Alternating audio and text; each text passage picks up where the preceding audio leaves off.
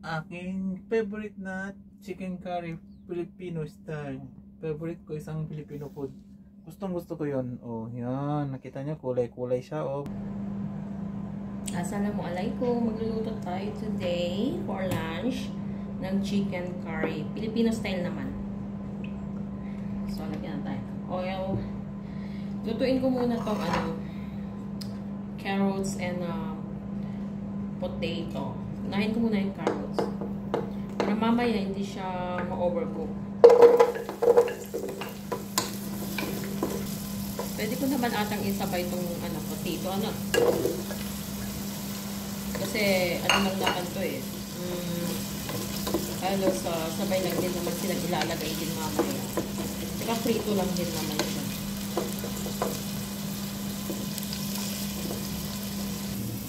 So, eto, hanguin na natin kasi pwede na siya.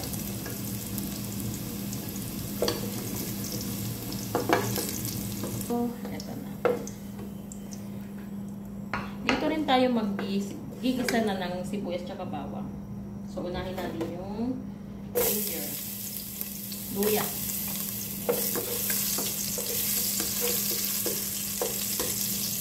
Pwede naman mag-add ng oil kung konti yung oil. Kasi talagang konti lang din. Ayan. Para hindi masyadong oil. Tapos, nalagay na natin yung garlic. Oh, bango! Diba? Tapos, nalagay na rin natin yung sibuyas.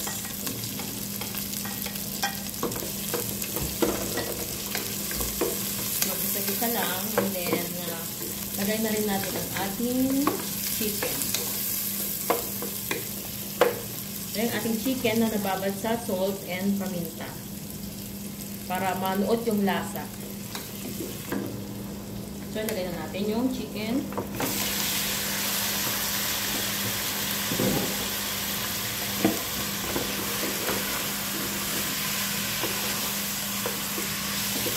Ngayon, ito siya. Pwede natin lagyan ng, hindi pa naman na yung kulay. Pwede natin lagyan ng paprika.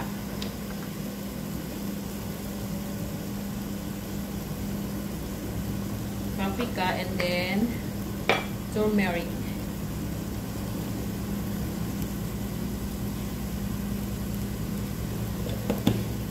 Okay, then let's mix it. Hanggang sa mag-combine yung kulay niya. Yung paprika magpasarap ng food. Yung mga ganito. So, ayan na siya. Diba? Ang ganda. Napakakulay. Alam nyo ba ng turmeric din is nakakatanggal lansa ng manok. Chicken, ganito. So, yun na. Tapan muna natin.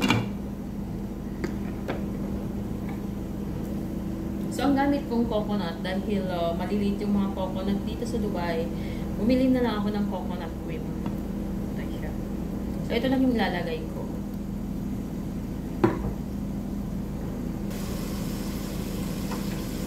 So, ayan, lagay na natin itong coconut. Para siya yung magluluto. Ayan. Napaka-creamy. Napaka-creamy. Lagyan lang natin ng konting tubig para matanggal yung mga palabas din kasi meron pa siyang mga cream. So, lagyan lang natin. Naglagyan lang akong konting tubig para malabas na kasi sayang eh. Napaka-creamy pa natin. So, yan. Ang cute na kulay. Kikita nyo po ba? Yan siya. So, antayin lang natin na mag-boil and then ilagay natin yung patatas at saka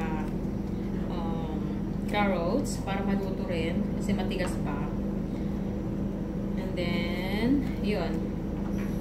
Boil mo muna natin.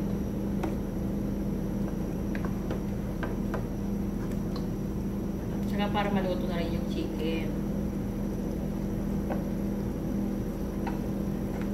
So, ito, nagbo-boil na siya. Pwede na natin ilagay yung carrots and potato. Then, takman din muna natin. Kaya hayaan na natin, muna nating maluto. No fire lang.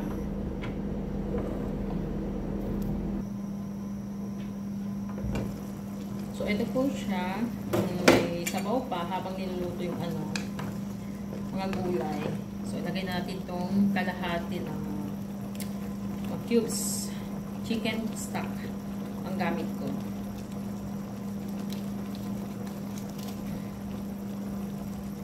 Masarap kasi itong binibili ko sa Viva.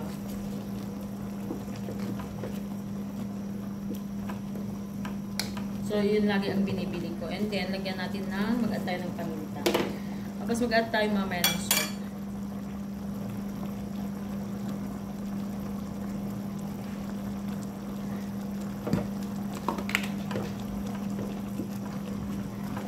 So, hayaan muna natin maluto.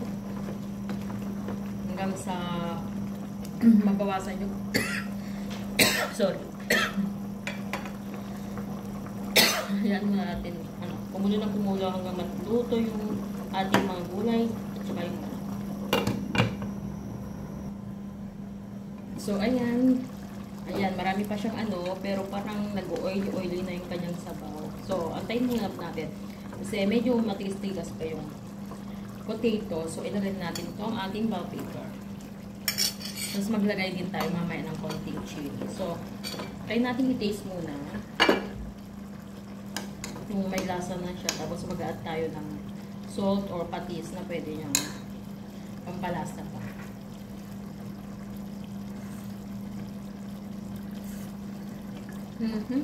Konting salt na lang or patis ang lalagay natin. Napakasarap niya. So, takpan na muna natin at hayaan munang maluto pa. So, i-check na po natin. Ayan, nag-oily na po siya. Ang sarap. Lagyan natin ng konting chili. Inano ko na kasi dry.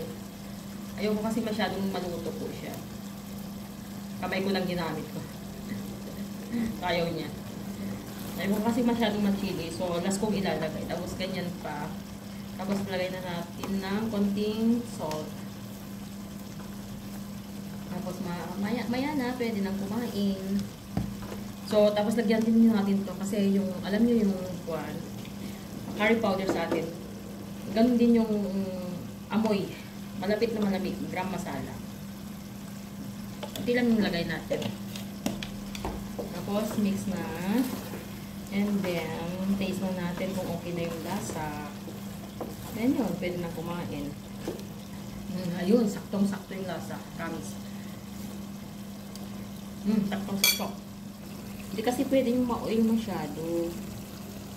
Creamy yung coconut na inalagay ko. O, diba? Kainan na. Pwede na tayong kumain, people. So, ito lang ating chicken curry. O, diba? Parang sarap-sarap niya. O, yan. May bell pepper, carrots, and then, yan. Yan yung na niya. Oil niya. Lumalabas na yung pagka-oil niya. Yan nga eh. Kaso lang. Ayan o. That's it, people. Good happens.